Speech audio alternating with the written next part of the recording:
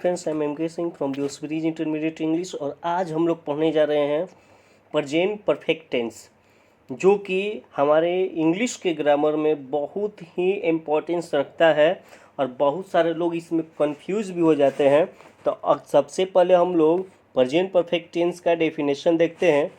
करें कि the work that has been completed, वैसा काम जिसे पूरा कर लिया गया हो रिसेंटली, हाल ही में, शीघ्र ही, but its effect is available, लेकिन उसका प्रभाव जो है मौजूद हो इन प्रेजेंट टाइम, वर्तमान समय में, is called present perfect tense. उसे हम लोग प्रेजेंट परफेक्ट टेंस कहते हैं।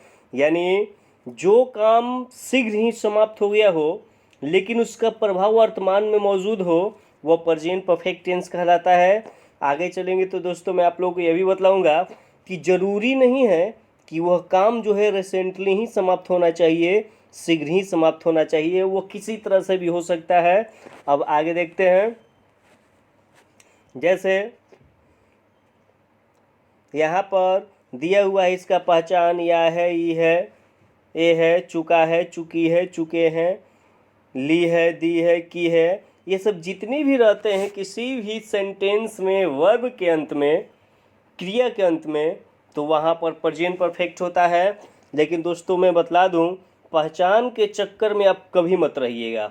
जैसे मैंने कंटिन्यूअस में बतलाया था कि पहचान जो है कहीं कहीं फेल हो जाता है। आप इसके परिभाषा को अपने दिमाग में रखने की कोशिश कीजिए और आगे चलकर यह भी पहचान जो है फेल होने वाला है, जो मैं आप लोगों को बतलाऊंगा। जैसे एग्जाम्पल यहाँ पर है, मैंने खाना खाया है, तो क्रिया के अंत में यह है, वह पैसा जमा कर चुका है, चुका है, उसने मेरी सहायता ली है, ली है, मैंने तुम्हें कलम दी है, यहाँ पर दी है, उसने मेरी मदद की है, यहाँ पर की है। तो यहाँ पर क्रिया के अंत में हम लोग देख रहे हैं कि ये सारे शब्द लगे हुए हैं, या है, ये है, ये है, चुका है, चुकी है, चुके हैं, ली है, दी है, की है। तो यह आपका प्रेजेंट परफेक्ट टेंस कहलाता है। अब थोड़ा सा इस पिक्चर पर हम आप लोगों को ध्यान ले जाना चाहते हैं। जैसे ये दोनों जो पिक्चर आप देख रहे हैं, तो इससे मैं आप लोगों को कुछ ऐसी चीज़ें बतलाऊंगा जिसमें लगेगा कि वाकई में अगर हम लोग रटेंगे तो यह रटने वाली सिस्टम जो है वो हमेशा के लिए समाप्त हो जाएगी। इसको हमें समझना है, कोई भी टेंस को रटना नहीं है, किसी भी चीज़ों को रटना नहीं है, समझना है। देखिए ये जो फोटो जो देख रहे हैं, तो मान लीजिए छोटा बच्चा, और जब बड़ा हुआ तब बड़ा होने के बीच में 20 से 25 साल या 30 साल का अंतर हो गया, ठीक है।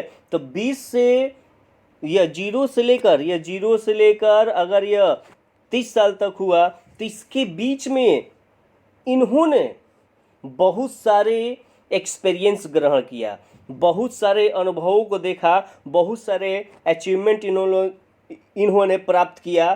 तो ध्यान से समझिए कि यह जो है, अगर किसी भी व्यक्ति के लाइफ एक्सपीरियंस को हम बतलाते हैं या किसी भी व्यक्ति के अचीवमेंट्स को हम बतलाते हैं, उपलब्धियों को बतलाते हैं, तो हम लोग प्रेजेंट परफेक्ट टेंस का ही प्रयोग करेंगे। जैसे एग्जाम्पल में इसको समझिएगा, यहाँ पर दिया गया है कि मैं दिल्ली बहुत बार जा चुका हूँ, यानी कि यह इनके लाइफ की एक्सपीरियंस है कि दिल्ली जाना बहुत बार जा चुके हैं, मैंने बहुत सारी किताबें लिखी है, तो यह भी इनके द्वारा किया गया काम है। अब यह काम कब किए उससे कोई वास्ता नहीं है, लेकिन ये इनके लाइफ की एक्सपीरियंस है, अचीवमेंट है। मैं अंग्रेजी से एमए कर रखा हूँ। अगर हम अपने जीवन के बारे में बतलाते हैं, जो हमारी अचीवमेंट है, उपलब्धि है, तो हम लोग इसी तरह से बतलाते हैं और यह प्रेजेंट परफेक्ट में ही हम लोग रखते हैं। मैंने छात्रों के लिए यूट्यूब पर वीडियो बनाया है, तो ये भी आपका इस तरह से सही है। लेकिन दोस्तों ये जो रेड रंग से जो लिखा हुआ है, यह इसको हम समझते करें कि मैं 15 साल पहले अंग्रेजी पढ़ाना शुरू किया है, मैंने 15 साल पहले अंग्रेजी पढ़ाना शुरू किया है। तो दोस्तों एक चीज़ हमेशा ध्यान में रखिएगा कि प्रेजेंट परफेक्ट में कभी भी बीते हुए समय का प्रयोग नहीं होता है। अगर आप अपने लाइफ के एक्सपीरियंस बतलाते हैं तो बतलाते समय वो प्रेजेंट परफेक्ट में रखिए, लेकिन उसमें आप टाइमिंग नहीं जोड़ सकते हैं। तो कैसा टाइमिंग, किस तरह का समय, तो वह पास्ट टाइम जो बीता हुआ समय रहता है, जैसे ago, before, yesterday, last, previous, past, इन सभी समय को हम लोग इत्यादि दिया है। इन सभी समय को हम लोग प्रेजेंट परफेक्ट में कभी नहीं रख सकते हैं। जैसे अगर बोलेंगे मैं दिल्ली बहुत बार जा चुका था, तब वहाँ पर पास्ट टाइम हम रख सकते हैं, मैं दिल्ली पहले बहुत बार जा चुका था, यह सही है। अगर आप बोलिएगा कि मैं दिल्ली पहले बहुत बार जा चुका हूँ, तो यह सेंटेंस पूरी तरह से गलत है। अगर आप बोलते हैं कि कल मैंने किताबें पढ़ी थी, कल मैंने अंग्रेजी की किताबें पढ़ी थी, तो ये सेंटेंस सही है। लेकिन अगर आप बोलते हैं कि कल मैंने अंग्रेजी की किताबें पढ़ी है, तो यह पूरी तरह से सेंटेंस गलत है। तो ये दोनों फोटो दिखाकर एग्जाम्पल देने का मेरा तात्पर्य यही था कि हम लोग अपने जीवन के लाइफ एक्सपीरियंस यानी कि जीवन के अनुभवों और अचीवमेंट्स यानी कि उपलब्धियों को बतला सकते हैं प्रेजेंट परफेक्ट में। लेकिन शर्त यह है कि आपको उसमें पास्ट टाइम नहीं जोड़ना है, कभी भी नहीं। तो अभी तो मैंने बतलाया कि जो शीघ्र ही काम समाप्त होता है उसको भी प्रेजेंट परफेक्ट में हम लोग ले जा सकते हैं, लेकिन इस तरह के कामों को भी हम लोग अपने एक्सपीरियंस के अचीवमेंट्स को बतलाने के लिए हम लोग प्रेजेंट परफेक्ट का प्रयोग कर सकते हैं। आगे देखते हैं कि प्रेजेंट परफेक्ट जो होता है उसका अफर्मेटिव स्ट्रक्चर पहले सब्जेक्ट, फिर हैज है, फिर भी3, उसके बाद ऑब्जेक्ट का प्रयोग होता है। जैसे यहाँ पर दिया हुआ है, हैज़ और हैव का प्रयोग कहाँ करेंगे। बहुत सारे लोग इसमें कंफ्यूज हो जाते हैं, तो ध्यान समझिए, जब सब्जेक्ट सिंगुलर रहेगा तो थर्ड पर्सन सिंगुलर नंबर जिसमें ही सीट नेम आता है उसके साथ हैज का प्रयोग होता है। लेकिन ये भी ध्यान में रखिए, बहुत सारे लोग इसी में कंफ्यूज होते हैं। पोसेसिव एडजेक्टिव जो होता है जिसमें माई, योर, हीज, आवर इत्यादि रहता है, तो उसके बाद अगर नाउन सिंगुलर आ जाए तो हैज का ही प्रयोग करते हैं। माई, योर, हीज, आवर के बाद आने वाला ही नाउन डिसाइड करता है कि ये सिंगुलर होगा कि प्लुरल होगा। और उसी तरह नीचे देखिए, प्लुरल सब्जेक्ट जब रहेगा, जैसे वी, दे, यू, या पोसेसिव एडजेक्टिव जो ऊपर पढ़े हैं उसके बाद अगर प्लुरल नाउन आ गया, जैसे योर ब्रदर रहेगा तो सिंगुलर हुआ, लेकिन योर ब्रदर्स हो गया तो यह प्लुरल हो गया, तो यहाँ पर हैव का प्रयोग होगा। और दोस्तों आप लोग पहले से जानते हैं कि आई जो है अपवाद में रहता है, सिंगुलर होते हुए भी यह प्लुरल वर्ब के साथ आता है। बहुत सारे लोगों को देखिएगा कि रहते हैं अकेले लेकिन शादी करते हैं एक से अधिक के साथ, यानी कि वो वैसे लोग बहुत ही कम होते हैं हमारे संसार में, दुनिया में, लेकिन कम होने के कारण ही उनको अपवाद में रख दिया जाता है। जैसे प्रेजेंट इंडेफिनिट में भी हम लोगों ने देखा था कि आई अपने साथ सिंगुलर होते हुए भी डू लिया, यानी कि प्लुरल वर्ब लिया। अब आगे देखते हैं, थोड़ा सा एग्जाम्पल समझ लेते हैं। कह रहे कि तुम मुझे माफ़ कर चुके हो, यह प्रेजेंट परफेक्ट है। तुम यहाँ सब्जेक्ट हो गया, माफ़ करना यहाँ वर्ब हुआ और मुझे ऑब्जेक्ट हुआ, तो you have forgiven me. Forgive कहने का अर्थ होता है माफ़ करना, और इसका थर्ड फॉर्म हो जाता है फॉरगिवन। जैसे मैं तुम्हारी, यहाँ पर दिया है मैं तुम्हारी मदद के लिए आया हूँ, तो I have come to you, I have come for your help. मैं तुम्हारी मदद के लिए, यहाँ पर मदद जो है नाउन का काम करता है, अगर मदद करना रहता तब यह वर्ब होता, इसलिए ऑब्जेक्ट है, लास्ट में जाएगा। कह रहा है कि वे लोग अंग्रेजी में टेंस पढ़ चुके हैं, तो they have read tense in English. वह यहाँ 2 बार आया है, तो he has come here 2 times. अब दोस्तों आगे हम लोग देखते हैं, अब छोटा सा गाना देखेंगे और गाना के अनुसार हम लोग इसका एग्जाम्पल क्लियर करेंगे, ये सारे चीज़ों को हम लोग पढ़ेंगे।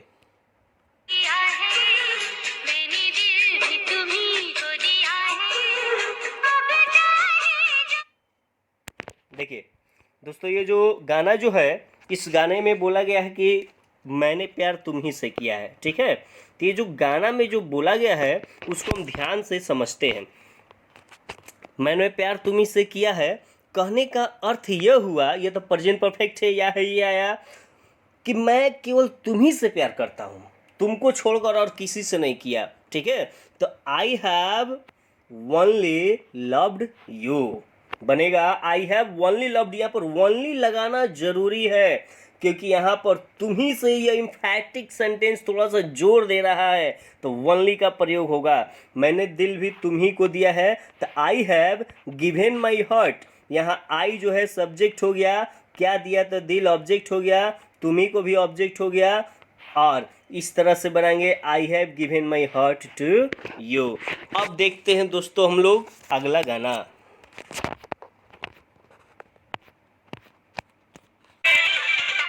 अभी तो शुरू हुआ है जयमाला, ए बाबू ऐसे करो नहीं हाला, ए हीरो अभी तो शुरू।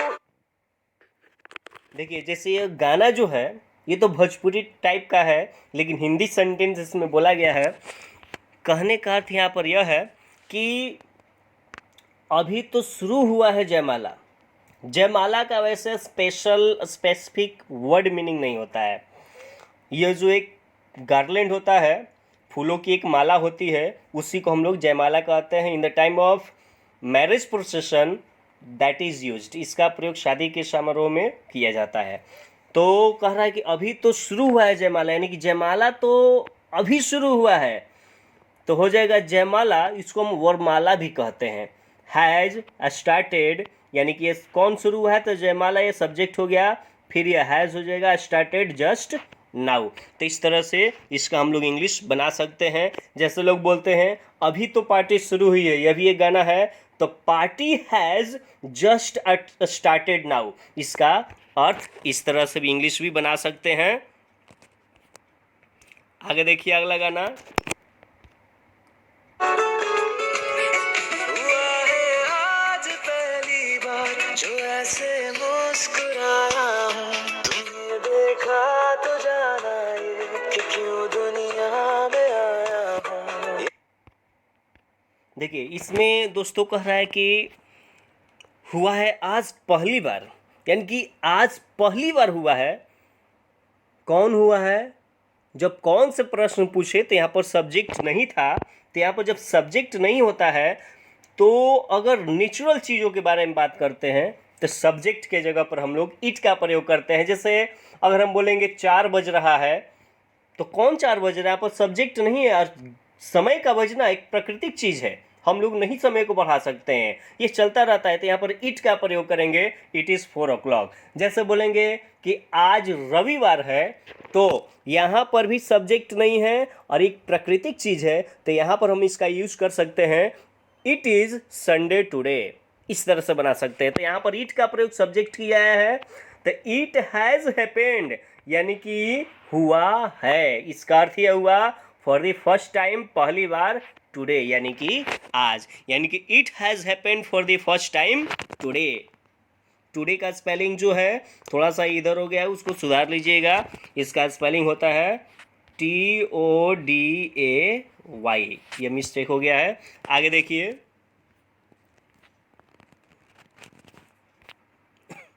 अगला गाना देखते हैं। जीने लगा हूं पहले से ज्यादा तुम पे मरने लगा। देखिए इस गाने में कह रहा है कि जीने लगा हूँ पहले से ज़्यादा, यानी कि मैं पहले से ज़्यादा जीने लगा हूँ। यही सेंटेंस है। जैसे कहीं भी लगा लगी रहता है तो उसको हम लोग इंग्लिश में स्टार्ट से बनाते हैं, यानी कि पहले से ज़्यादा मैंने जीना शुरू कर दिया है। यह बिगिन से भी ये बन सकता है, लेकिन यह है यह प्रेजेंट परफेक्ट टेंस। तो सब्जेक्ट हो गया आई के बाद हैव हो जाएगा, लगा हूँ यानी कि शुरू कर दिया हूँ, वर्ब का तीसरा फॉर्म स्टार्टेड, और 2 क्रिया रहता है तो बीच में हम टू का प्रयोग करते हैं, टू लिव लाइफ, या अपने अपने जीवन को पहले से ज़्यादा, यानी कि more than before. More than का अर्थ होता है से ज़्यादा। जैसे बोलते हैं 2 से ज़्यादा तो मोर देन 2, जैसे 3 से ज़्यादा कल में तो मोर देन 3 पेन्स। तो अगला गाना अब हम सुनते हैं और इसका ट्रांसलेशन बनाएंगे।